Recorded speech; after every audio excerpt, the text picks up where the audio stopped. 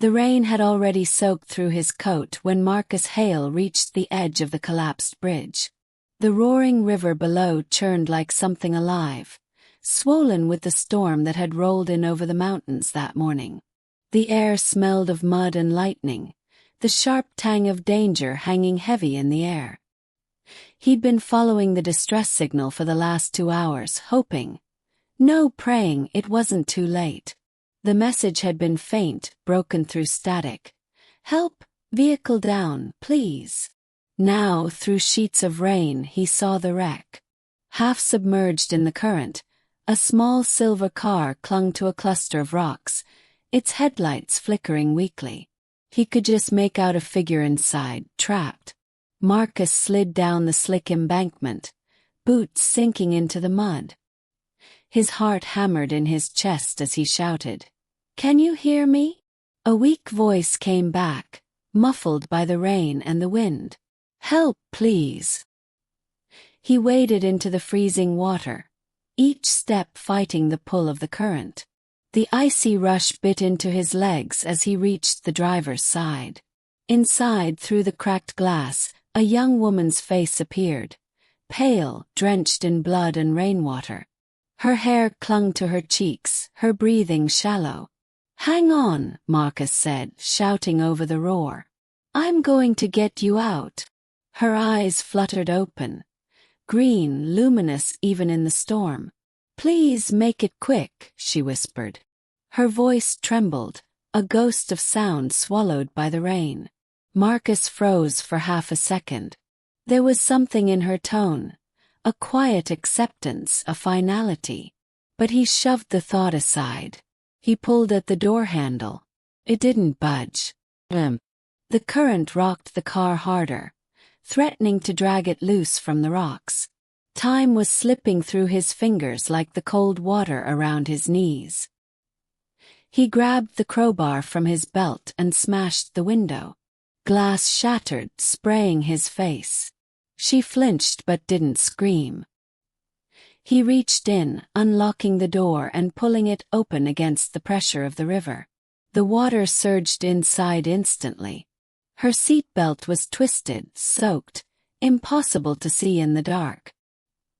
He fumbled for the latch, cursing as his fingers slipped. The water climbed to her chest. He coughed, choking. "Stay with me," he said. "I've got you." But she shook her head weakly. "It's no use, the steering columns pinned my leg." He glanced down and saw it. The twisted metal frame had crushed the lower half of the car, trapping her leg beneath it. There was no way she could move. Marcus's heart sank. "No," he muttered. "No, we're not doing this. I'll get you out." "You can't," she whispered. "It's stuck. You'll drown if you stay." He ignored her, shoving against the metal, pulling with everything he had. The current was up to his waist now, slamming into him with relentless force. He could barely see. The car groaned, shifting. "Marcus," she said softly. He stopped. He hadn't told her his name. "How?" She smiled faintly. "It was on your badge. Rescue Division, right?" Her lips were pale, trembling. "You saved others before, haven't you?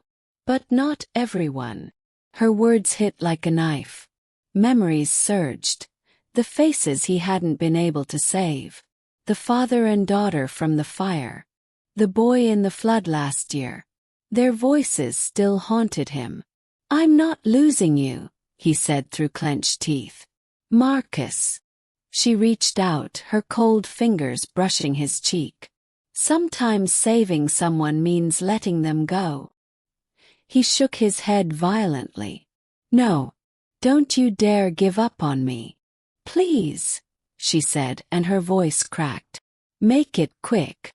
The words sliced through him, echoing in his skull. The car shifted again. The rocks beneath it gave way.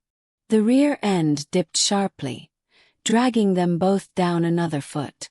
Water surged around her shoulders. Panic clawed at him. He looked into her eyes and froze. There was something there beyond the pain. Calm acceptance, gratitude, and something deeper, something that felt like forgiveness for both of them. He couldn't make it quick. He wouldn't. He pulled out his knife, sawing at the seatbelt. The car groaned again, metal shrieking like an animal. The current tore at him, trying to drag him away. He kept cutting until the belt snapped free. "Okay," he gasped. "We've got this." But her leg was still pinned. He pushed, pulled, slammed his shoulder against the frame until pain flared through his ribs. He roared with frustration, his voice breaking. "Come on!" She was fading fast. Her head lolled. "Look at me," he shouted. "Don't close your eyes." "I'm tired," she whispered. "Just hold me. Please." He grabbed her hand, squeezing it hard. "You're not dying on me. You hear me?" The car shifted again, tilting. Water poured in.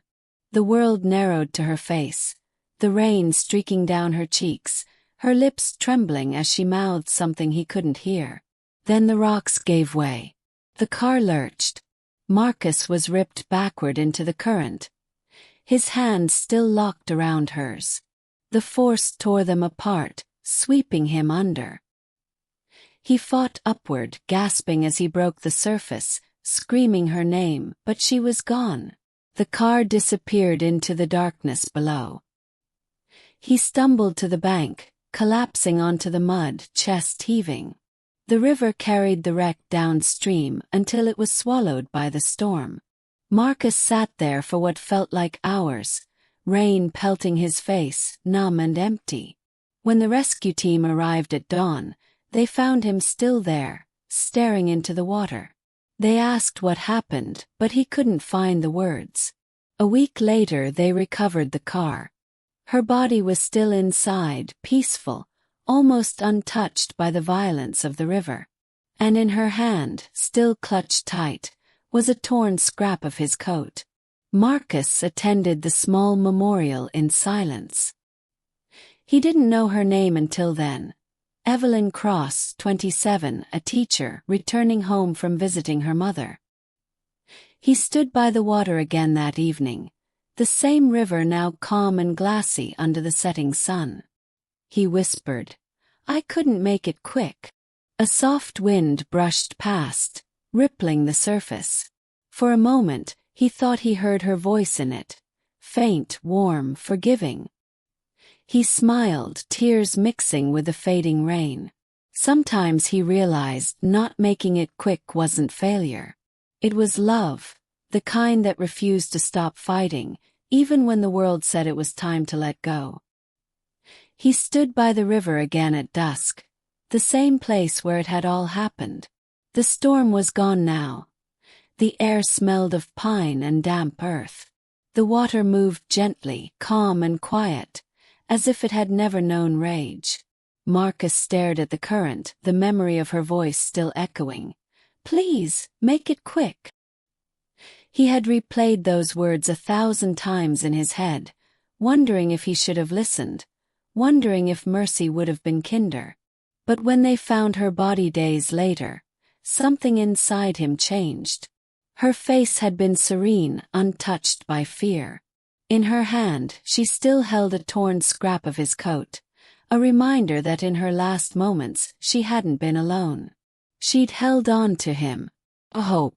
Now, as the last light slipped across the water, Marcus whispered, "I couldn't make it quick, Evelyn." His voice trembled. "I couldn't let go." A breeze rose suddenly, curling around him, soft and warm despite the chill. It brushed his face like a hand, a touch both familiar and forgiving. For a moment, he could almost see her there, standing at the edge of the river in her soaked dress, smiling faintly. And then, as the wind faded, so did the vision, leaving only peace behind.